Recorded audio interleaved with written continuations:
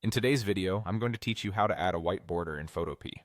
By the end, you'll have a clean, professional-looking frame around your image using a quick, non-destructive method that you can easily tweak later. First, open your browser and go to photopea.com. When the workspace loads, click Open from Computer and choose the image you want to work with.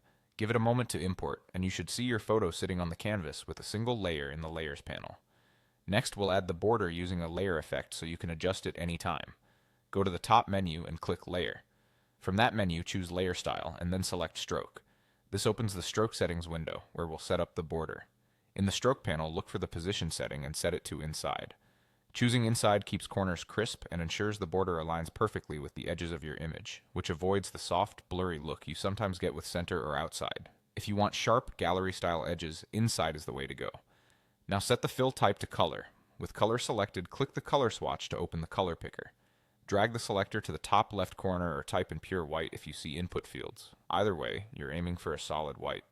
When you're happy with the selection, click OK to confirm the color. Back in the stroke settings, adjust the size slider to control the thickness of the border. For web images, a smaller value often looks great, while higher resolution photos can handle thicker borders. Keep blend mode set to normal and opacity at 100% for a clean, opaque frame. You'll see a live preview as you adjust, so dial it in until it looks right for your image. When everything looks good, click OK to apply the stroke style. That's it, your white border is now applied. Take a moment to zoom in and check the edges. The inside position should give you a neat, consistent line all the way around. A quick tip before we wrap up, because this is a layer style, it's fully editable.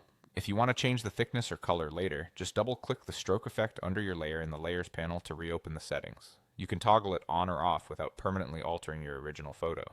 And there you have it. A sleek white border in Photopea, fast and fully customizable. Thanks for watching, and feel free to replay any part to follow along at your own pace.